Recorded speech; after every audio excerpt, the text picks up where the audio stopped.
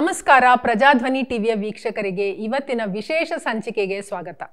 ಇವತ್ತು ನಾವು ನವರಾತ್ರಿಯ ಬಗ್ಗೆ ನಿಮ್ಮ ಮುಂದೆ ಒಂದು ವಿಶೇಷವಾದ ವೇದಿಕ ಜ್ಞಾನವನ್ನ ನಿಮ್ಮ ಮುಂದೆ ತರ್ತಾ ಇದ್ದೀವಿ.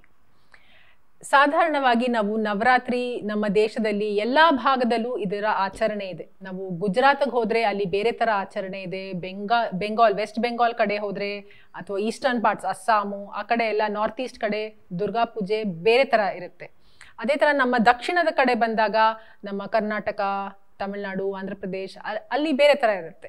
ಎಲ್ಲರ ಕಡೆ ಬೇರೆ ಬೇರೆ ಸಂಪ್ರದಾಯ ಇರುತ್ತೆ. ಕರ್ನಾಟಕದಲ್ಲಿ ನಾವು ಸಾಮಾನ್ಯವಾಗಿ ಬೊಂಬೆ ಕೂಡ್ಸೋ ಪದ್ಧತಿ ಇದೆ. ಲೈಕ್ ಪಟ್ಟದ ಬೊಂಬೆ ಇಡ್ತಾರೆ, ಮತ್ತೆ ಬೇರೆ ತರ ಬೊಂಬೆಗಳನ್ನ ಇಟ್ಟು ಅಲಂಕಾರ ಮಾಡಿ ಮೆಟ್ಲ್ ತರ ಮಾಡಿ ಅದ್ರದ್ದು ಒಂದಿದೆ.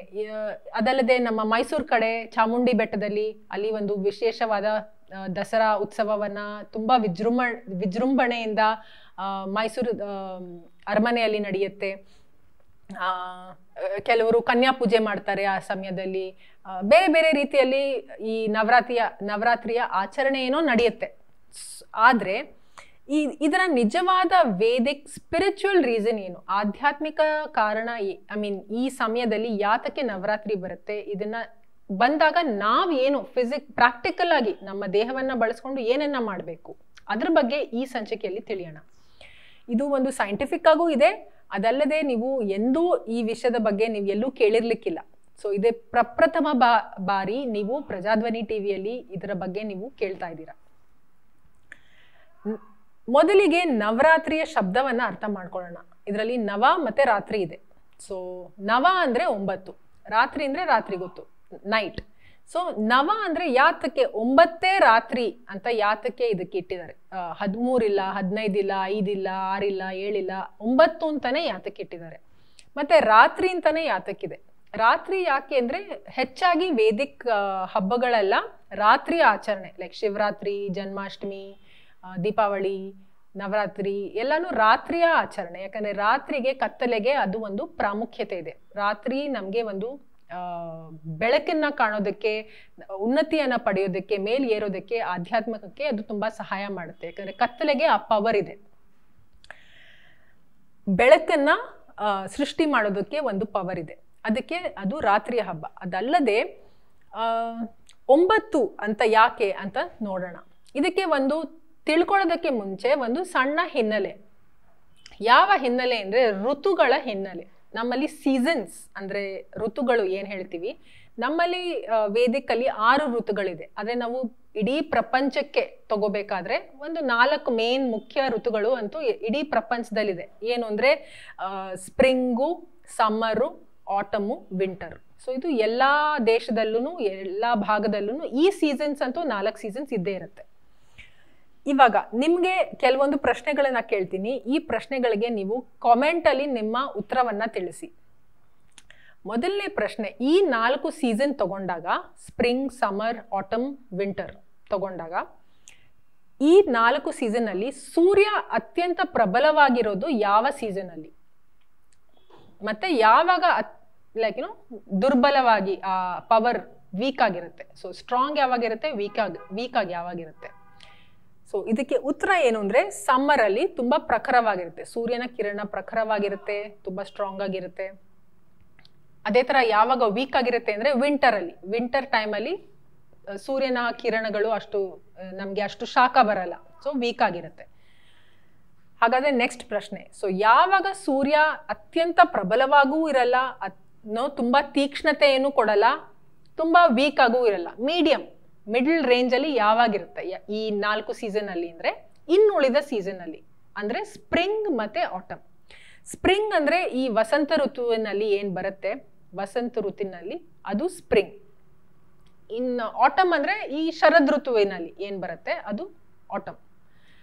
ಅದಕ್ಕಾಗಿಯೇ ಈ ಸಮಯದಲ್ಲಿ ಯಾವಾಗ ಸೂರ್ಯ ಸ್ಟ್ರಾಂಗ್ ಆಗೂ ಇರಲ್ಲ, ವೀಕ್ ಆಗೂ ಇರಲ್ಲ, ಬ್ಯಾಲೆನ್ಸ್ಡ್ ಸ್ಟೇಟ್ ಅಲ್ಲಿ ಇರುತ್ತೆ, ಆವಾಗ ನವರಾತ್ರಿ 2 ಬಾರಿ ಬರುತ್ತೆ. ನಾವು ಚೈತ್ರ ನವರಾತ್ರಿ, ಶರದ್ ನವರಾತ್ರಿ ಎರಡು ಸಮಯದಲ್ಲೂ ಆಚರಣೆಗೆ ಬರುತ್ತೆ. ಸೊ ನವರಾತ್ರಿ 2 ಸತಿ ಬರ್ತಾ ಇದೆ.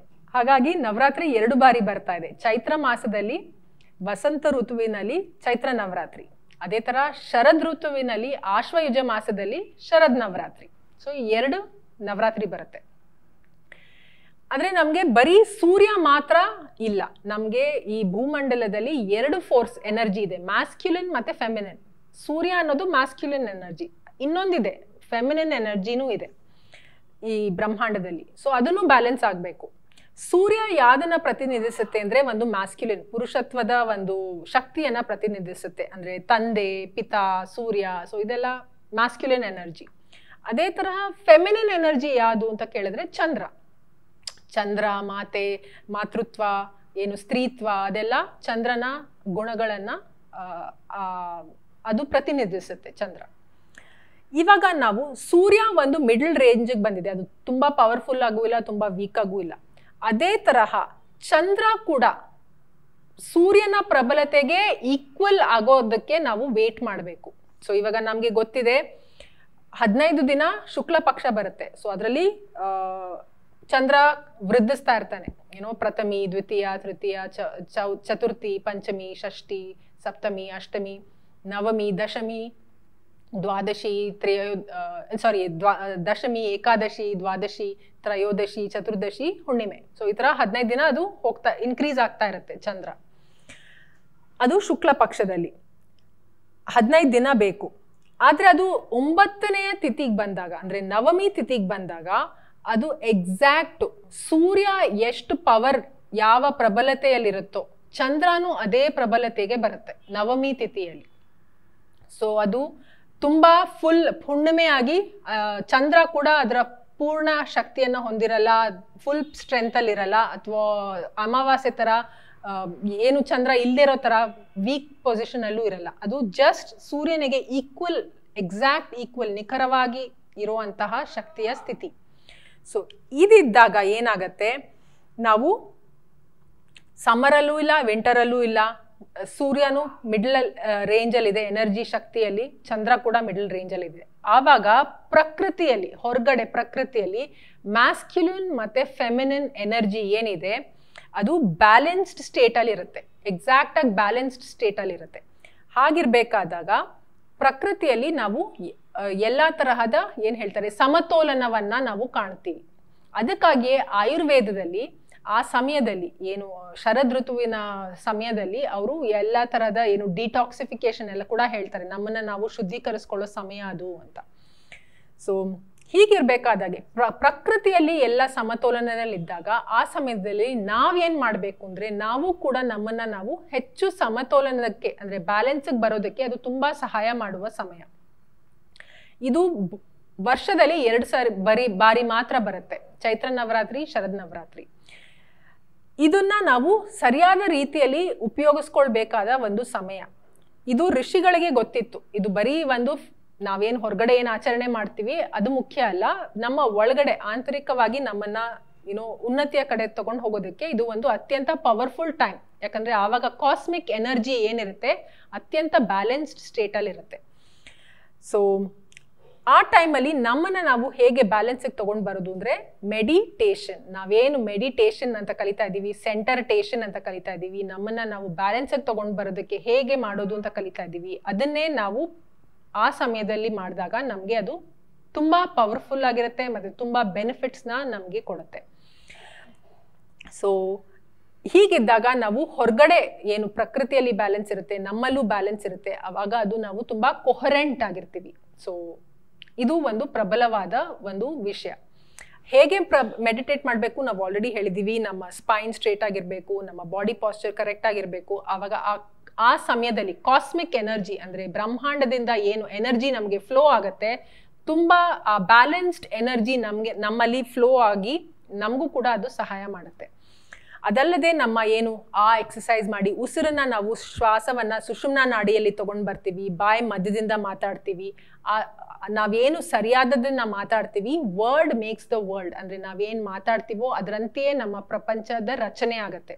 ಸೊ ಅದು ಕೂಡ ಆಗೋದಕ್ಕೆ ಅನುಕೂಲಕರವಾಗಿರೋ ಸಮಯ. ಯಾಕಂದ್ರೆ ಬ್ಯಾಲೆನ್ಸ್ಡ್ ಸ್ಥಿತಿಯಲ್ಲಿ ಹೊರಗಡೆ ಮತ್ತೆ ನಮ್ಮಲ್ಲಿ ಎರಡೂ ಕಡೆ ಇರೋ ಕಾರಣಕ್ಕೆ ಮುಖ್ಯವಾಗಿ ಆ ಸ್ತ್ರೀ ಶಕ್ತಿಯನ್ನ ಏನು ಆ ಸಮಯ ತುಂಬಾ ಪವರ್ಫುಲ್ ಆಗಿರುತ್ತೆ. ಏನು ಭೂಲೋಕದಲ್ಲಿ ಹೈಯೆಸ್ಟ್ ಯಾರು ಫೆಮಿನಿನ್ ಎನರ್ಜಿ ಅಂದ್ರೆ ಭೂದೇವಿ. ಸೊ ಆ ಸಮಯದಲ್ಲಿ ನಾವು ಗ್ರೌಂಡಿಂಗ್ ಮಾಡೋದ್ರಿಂದ ಕೂಡ ನಮ್ಮಲ್ಲಿ ಹೆಚ್ಚು ಆ ಫೆಮಿನಿನ್ ಎನರ್ಜಿ, ಆ ಸ್ಟೆಬಿಲಿಟಿ ಏನು ಭೂದೇವಿ ಕೊಡ್ತಾಳೆ ಅದು ಕೂಡ ನಾವು ಪಡಿಬಹುದು. ಅದಲ್ಲದೆ ಪ್ರಕೃತಿಯಲ್ಲಿ ಬೇರೆ ಎಲಿಮೆಂಟಲ್ ಕನೆಕ್ಟ್, ಸನ್ಸೆಟ್ ಟೈಮ್ ಕೂಡ ತುಂಬಾ ಇಂಪಾರ್ಟೆಂಟ್ ನವರಾತ್ರಿಯಲ್ಲಿ. ಯಾಕೆ ಅಂದ್ರೆ ಸನ್ಸೆಟ್ ಟೈಮ್ ಏನಿದೆ, ಸೂರ್ಯಾಸ್ತದ ಸಮಯ, ಅದು ಕೂಡ ಒಂದು ಬ್ಯಾಲೆನ್ಸ್ಡ್ ಎನರ್ಜಿ. ಅಂದ್ರೆ ಸೂರ್ಯ ಇನ್ನು ಮುಳುಗಿರಲ್ಲ, ಚಂದ್ರ ಇನ್ನು ಆಲ್ರೆಡಿ ಬಂದಿರ್ತಾನೆ. ಸೊ ಸೂರ್ಯ ಚಂದ್ರರು, ಮ್ಯಾಸ್ಕ್ಯುಲಿನ್ ಫೆಮಿನಿನ್ ಎನರ್ಜಿ ಕೂಡ ಆಕಾಶದಲ್ಲಿ ಎರಡೂ ಇರುತ್ತೆ. ಸೊ ಇದು ಬ್ಯಾಲೆನ್ಸ್ ಆಫ್ ದ ಬ್ಯಾಲೆನ್ಸ್ ಅಂದ್ರೆ ಎಲ್ಲಾ ತರದ ಬ್ಯಾಲೆನ್ಸ್ ಸ್ಟೇಟ್ ಅಲ್ಲಿ ಆ ಸನ್ಸೆಟ್ ಟೈಮ್ ಅಲ್ಲೂ ಇರ್ತೀವಿ.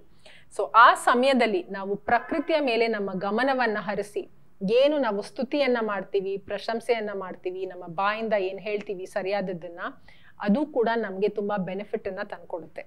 ಸೊ ನವರಾತ್ರಿಯಲ್ಲಿ ನಾವು ದೇವಿಯ ಶಕ್ತಿಯನ್ನ ನಾವು ನಮ್ಮಲ್ಲಿ ಹೇಗೆ ಅಳವಡಿಸ್ಕೊಳ್ಳೋದು ಅಂದ್ರೆ ಈ ಸೆಂಟರಿಂಗ್, ಬ್ಯಾಲೆನ್ಸಿಂಗ್ ಮತ್ತೆ ಮೆಡಿಟೇಷನ್ ಮೂಲಕ.